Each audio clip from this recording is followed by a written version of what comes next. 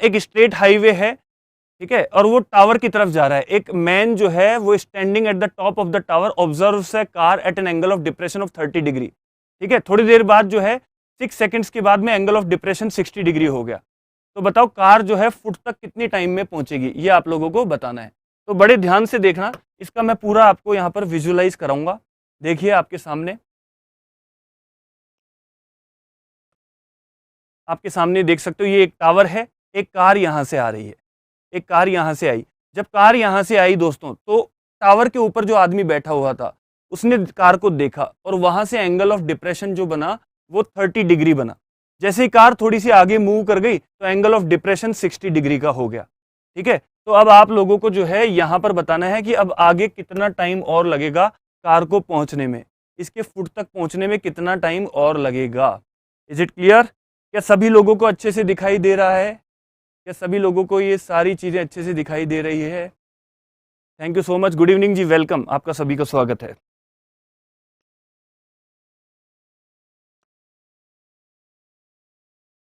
प्यारे बच्चों बताइए जरा, पढ़ा है ना आप सब लोगों ने इस तरह के क्वेश्चन? बताइए, हाइट एंड डिस्टेंस में पढ़े हैं कि नहीं? अभी तो हम लोग जो है सिंपल लेवल के क्वेश्चन इसमें देख रहे हैं। और देखो, मैं यहाँ पर आपको ना केवल सीडीएस बल्कि एनडीए के भी क्वेश्चंस कराऊंगा जो इस बार आए हैं।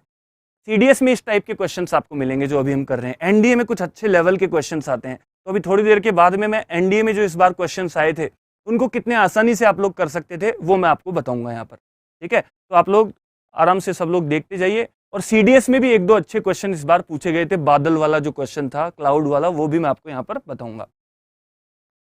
तो ये ध्यान रखना दोस्तों, आप इस क्वेश्चन को कैसे सॉल्व करोगे। बड़ी प्यारी ट्रिक आप लोगों को यहाँ पर मैं बता रहा हूँ, बहुत इंपॉर्टेंट ट्रिक है, ये ध्यान से देख लेना आप लोग। कि जब भी देखो, पहली बात तो यहाँ पर एंगल ऑफ डिप्रेशन जो है वो 30 डिग्री का बन रहा था। अगर ये एंगल जो है, अगर ये एंगल 30 डिग्री है तो क्या मैं इस एंगल को भी 30 डिग्री बोल सकता हूं कि नहीं बोल सकता? बताइए। पहली बात तो अभी मैंने आपको थोड़ी देर पहले समझाया भी था कि जब इस तरह का जो है हमारा क्वेश्चन आ जाए, डायग्राम हो जाए, तो दो पैरेलल लाइंस के बीच में ऑल्टरनेट एंगल्स इक्वल होते हैं। तो यही 30 डिग्री का जो एंगल ऑफ डिप्रेशन है उसको मैं यहाँ पे भी ले सकता हूँ एंगल ऑफ एलिवेशन बनाकर। क्या इस एंगल को, ये जो पूरा एंगल है ये 60 डिग्री है, क्या इसको मैं 60 डिग्री यहाँ पर लिख सकता हूँ कि नहीं लिख सकता? बताओ, लिख सकता हूँ कि नहीं लिख सकता? इधर 60 है तो क्या इधर भी 60 होगा कि नहीं होगा? सभी लोग आंसर मुझे देते जाइए, ठीक है। क्लास स्टार्ट हुए 45 मिनट्स हो गई है दोस्तों, तो आप सब लोग जो है अच्छे से सारी चीजें देखते रहिए। 3D देख रहा हूँ, वेरी गुड। चलिए, मजा आ रहा है सभी लोगों को, सब लोग एक बार थम्स अप कर दीजिए इन सब चीजों के लिए जो मैं आप सब चीजों को दिखा रहा हूँ कि अच्छा लग रहा है कि नहीं लग रहा है आप लोगों को, ठीक है। तो यहाँ पर आप लोग देखिएगा, ये 30 डिग्री एंगल है, ये 30 डिग्री एंगल है, ये 60 है, ये 60 है। तो ये ध्यान रखना दोस्तों, इस क्वेश्चन को करने की एक सीधी ट्रिक है। वो क्या है कि अगर कोई भी आपके पास दो ऑब्जेक्ट्स दिए हुए हैं, ठीक है, एक पॉइंट से आपका, अब इसको मैं एंगल ऑफ एलिवेशन बोल सकता हूं, नीचे यहां से एक पॉइंट से आपका एंगल ऑफ एलिवेशन 30 डिग्री का बन रहा है, और आगे थोड़ा सा जब आप गए तो एंगल ऑफ एलिवेशन 60 डिग्री हो गया। यहाँ पे 30 था और यहाँ पे 60 था। तो ये ध्यान रखिएगा कि 30 से 60 तक की डिस्टेंस, 30 से 60 तक की डिस्टेंस और 60 से 30, 60 से इस फुट तक की डिस्टेंस, ये जो फुट आपको आगे दिखाई दे रहा है, ये फुट जो आपको आगे दिखाई दे रहा है, इन डिस्टेंस का जो रेशो होता है वो 2:1 का रेशो होता है। अभी बताऊंगा कैसे होता है, ठीक है। अगर आपको केवल इतनी सी बात पता थी तो आप इस क्वेश्चन को डायरेक्ट बना सकते थे, वो मैं अभी बताऊंगा किस तरह से होता है। लेकिन आप लोग ध्यान से देखिए कि यहां से यहां तक जब कार गई, ठीक है, तो 30 से एंगल चेंज होकर 60 डिग्री हो गया। ऑब्वियसली जब आप उस टावर के पास जाओगे तो एंगल बढ़ता जाएगा, ठीक है। तो 30 से 60 तक की डिस्टेंस डबल होती है हमेशा 60 से टावर तक की डिस्टेंस से, हमेशा ये याद रखना। तो अब इस क्वेश्चन को डायरेक्ट कैसे सोल्व करेंगे देखना। यहां पर साफ साफ बोला गया है क्वेश्चन के अंदर कि जब कार यहां से पॉइंट बी से पॉइंट सी तक पहुंची, पॉइंट बी से पॉइंट सी तक पहुंची, तो इसको 6 सेकंड का टाइम लगा। इसको कितना टाइम लगा? 6 सेकंड का टाइम लगा, ठीक है। तो जब कार पॉइंट सी से डी तक पहुंचेगी तो आप लोग बताओ, आप लोग मुझे बताओ कितना टाइम लगेगा? डायरेक्ट आंसर यहां से निकल कर आ रहा है। अगर यहां से यहां तक 6 सेकंड लगा तो क्या यहां से यहां तक 3 सेकंड लगेगा कि नहीं लगेगा? आप लोग मुझे बताइए, ठीक है, अब आप लोग सब लोग सोच रहे होंगे सर ऐसे कैसे लगेगा, ऐसे कैसे लग जाएगा। तो आप लोगों को मैं बता दूं कि अगर डिस्टेंस का रेशो, अगर स्पीड सेम है, डिस्टेंस का जो रेशो है वही आपका क्या बन जाता है, वही आपका टाइम का रेशो बन जाता है, वही आपका टाइम का रेशो बन जाता है। अगर स्पीड कांस्टेंट होती है तो जिस रेशो में डिस्टेंस है उसी रेशो में आपको टाइम लगेगा। अब आप खुद ही सोच के देख लो, अगर आपकी स्पीड जो है सेम स्पीड से आप जा रहे हो तो अगर आप ज्यादा दूर जाओगे तो ज्यादा टाइम लगेगा, कम दूर जाओगे तो कम टाइम लगेगा। अगर आप डबल दूरी तक गए हो तो डबल टाइम लगेगा, अगर आप आधी दूरी तक गए हो तो आधा टाइम लगेगा। बात समझ में आ रही है? ठीक है, तो इसका मतलब अगर ये डिस्टेंस डबल है, इसमें 6 सेकंड लग रहे हैं तो आधी डिस्टेंस में 3 सेकंड लगेंगे, सीधी सीधी बात है। तो आपका जो यहां पर जो आंसर बनता है वो बनता है 3 second. Is it clear to all of you? और ये जो बात मैंने आपको बताई है वो केवल 30-60 ट्राइंगल के लिए लागू होती है दोस्तों, 30-60 ट्राइंगल के लिए लागू होती है। Is it clear to all of you? Is it clear? बता दीजिए जल्दी जल्दी, क्या सभी लोगों को बात समझ में आ गई? तो यहां से आप लोग हमेशा आगे से याद रखना कि अगर एक एंगल 30 डिग्री बन रहा है, एक एंगल 60 डिग्री बन रहा है, ठीक है, और यहां पर मैंने आपको बोला कि ये डिस्टेंस x है, ये डिस्टेंस y है, तो दोनों डिस्टेंस का जो रेशो होता है वो 2:1 होता है।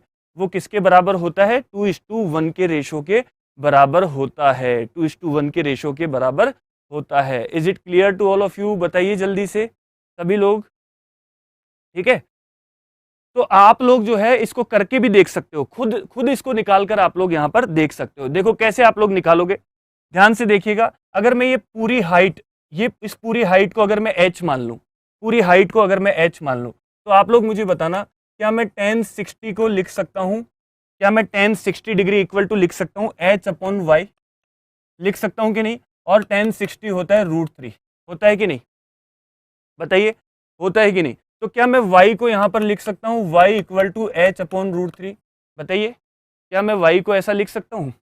ऐसे ही यहां से अगर मैं पूरी डिस्टेंस निकालूं, यहां से अगर मैं पूरी डिस्टेंस tan 30 वाला फॉर्मूला लगाकर निकालूं, tan 30 अगर मैं यहां पर लगा दूं और ये पूरी हाइट h है, तो ये ध्यान रखना इसको मैं लिख सकता हूं h/x+y।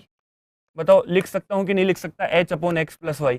और tan 30 की जो वैल्यू है वो है 1/√3, ठीक है। तो जब आप इसको यहां से सॉल्व करोगे तो x+y इक्वल टू हो जाएगा h√3, x+y की वैल्यू क्या हो जाएगी? h√3 के बराबर हो जाएगी, ठीक है। और y की वैल्यू हमको पता है h/√3 है, y की वैल्यू h/√3 है कि नहीं? तो x की जो वैल्यू है वो कितनी हो जाएगी? h√3 minus h/√3। तो जब आप इसको एलसीएम लेके सॉल्व करोगे तो ये 2h/√3 निकल कर आ जाएगा। इसका मतलब x की जो डिस्टेंस आई है वो y की डिस्टेंस से कितनी आई है? डबल आई है दोस्तों। x की डिस्टेंस y की डिस्टेंस से कितनी आई है?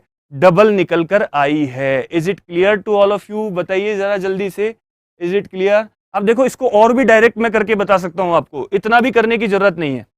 मैं देखो ज्यादातर चीजों में मैं ऐसे tan 30 और ये नहीं लगाता हूं, डायरेक्ट मैं डायरेक्ट करता हूं। कैसे? अगर ये 60 डिग्री यहां पर दिया हुआ है तो आप लोग बताओ क्या ये एंगल 30 डिग्री होगा कि नहीं होगा? 60 के सामने अगर h है तो क्या 30 के सामने जो वाली साइड है वो h/√3 होगी कि नहीं होगी? क्या हम डायरेक्ट भी निकाल सकते थे क्या यहां से? क्या हम यहां से इसको डायरेक्ट भी निकाल सकते थे क्या? ऐसे ही दोस्तों अगर मैं ट्राइंगल, पूरे ट्राइंगल की बात करूं, ट्राइंगल ए बी और सी की अगर मैं बात करूं, इस पूरे ट्राइंगल ए बी सी की बात करूं, तो यहां पर मुझे एंगल दिखाई दे रहा है 30 डिग्री। तो क्या पूरा ये एंगल जो है ये क्या 60 डिग्री होगा कि नहीं होगा? बताइए जरा, ठीक है। तो 30 के सामने अगर h है तो 60 के सामने वाली साइड जो है वो पूरी √3h होती है कि नहीं होती है? √3 टाइम्स होती है कि नहीं होती है? तो क्या मैं इस पूरी साइड को, ये जो पूरी साइड है x+y, इसको मैं √3h लिख सकता हूं कि नहीं लिख सकता? तो यहां से अगर ये पूरी √3h है और यहां तक की वैल्यू जो है वो h/√3 है, तो x की जो वैल्यू है वो डायरेक्ट आ जाएगी √3h माइनस h/√3। तो यहाँ पर ये 2h/√3 के बराबर आ जाएगी। बात समझ में आई? तो ये x की जो वैल्यू है वो y से क्या आ रही है? डबल आ रही है। इस तरह से आप इस क्वेश्चन को सॉल्व कर सकते थे। Is it clear? बताइए सभी लोग, समझ में आ गई ये सारी बात? तो answer of this question is 3 second. 3 second is the right answer of this question. भैया लाइक शेयर और सब्सक्राइब चलते रहने चाहिए। अगर सेशन सभी लोगों को पसंद आ रहा है, जो कि मुझे उम्मीद है कि सभी लोग जो हैं सेशन पसंद कर रहे होंगे, तो सेशन को लाइक भी करिए और अपने सभी मित्रों के साथ शेयर कीजिए, ज़्यादा से ज़्यादा लोग हमारे साथ जुड़ पाएँ, ठीक है, और ये सब चीज़ों को बेसिक से पढ़ पाएँ। देखो सारे जो हाइट एंड डिस्टेंस के बेसिक्स है मैं यहाँ पर कवर कर रहा हूँ, बहुत इंपॉर्टेंट चीज़ें हैं जो आपको हेल्प करने वाली है, ठीक है। कर दिया, very good, thank you so much. चलिए, तो 3 यहाँ पर आपका जो है वो आंसर हो जाएगा दोस्तों। 3 आपका यहाँ पर आंसर हो जाएगा। Is it clear to all of you? बताइए जल्दी से, सभी लोगों को बात समझ में आ रही है? अब आप लोग मुझे ये बताओ दोस्तों, ठीक है, अब आप लोग मुझे बताना कि यहाँ पर मैंने आपको जो अभी बताया था कि ये एंगल 30 डिग्री है, ये एंगल आपका जो है वो 60 डिग्री है, ठीक है। तो क्या आप लोग मुझे ये बता सकते हो कि अगर इनका रेशो 2:1 का है, इन डिस्टेंसेस का रेशो 2:1 का है, तो ये वाली पूरी डिस्टेंस अगर मैं आपसे पूछूं ए बी सी, तो ए सी और बी सी का रेशो क्या होगा? ए सी और बी सी का रेशो क्या होगा? तो आप लोग बोलोगे सर ए सी हो जाएगी 3 और बी सी हो जाएगी 1। तो ये भी आप लोग ध्यान रखना, कई बार इसको भी इस तरह से दे दिया जाता है। तो ए सी 3 हो जाएगी और बी सी 1 हो जाएगी, 3:1 का रेशो हो जाएगा, ये आप लोग अच्छे से समझ लेना। तो यहाँ पर अगर मैंने आपको बोला कि ये 30 डिग्री है, ये आपका 60 डिग्री है, ये आपकी डिस्टेंस बी है और ये आपकी डिस्टेंस ए है। मतलब टावर के फुट से जिस एंगल से 30 डिग्री एंगल बन रहा है वहां तक की डिस्टेंस ए है, और अगर आप थोड़े से आगे मूव कर गए टावर के फुट की तरफ और 60 डिग्री एंगल आपने बनाया टावर के टॉप को देखकर, तो वहां से टावर के फुट की डिस्टेंस मैंने बी मान ली। इस तरह से भी आपको ये दे दिया जाता है। तो ए और बी का जो रेशो होता है दोस्तों वो कितना हो जाता है? 3:1 के इक्वल हो जाता है। Is it clear? बताइए सभी लोगों को क्लियर हो गया? ब्लर ब्लर आ रहा है, कुछ कह रहे हैं ब्लर, बाकी लोग बताइए सभी लोगों को दिख रहा है अच्छे से, सब चीजें दिखाई दे रही हैं, ठीक है ना? सभी लोगों को यहाँ पर अच्छे से समझ में आ गया होगा।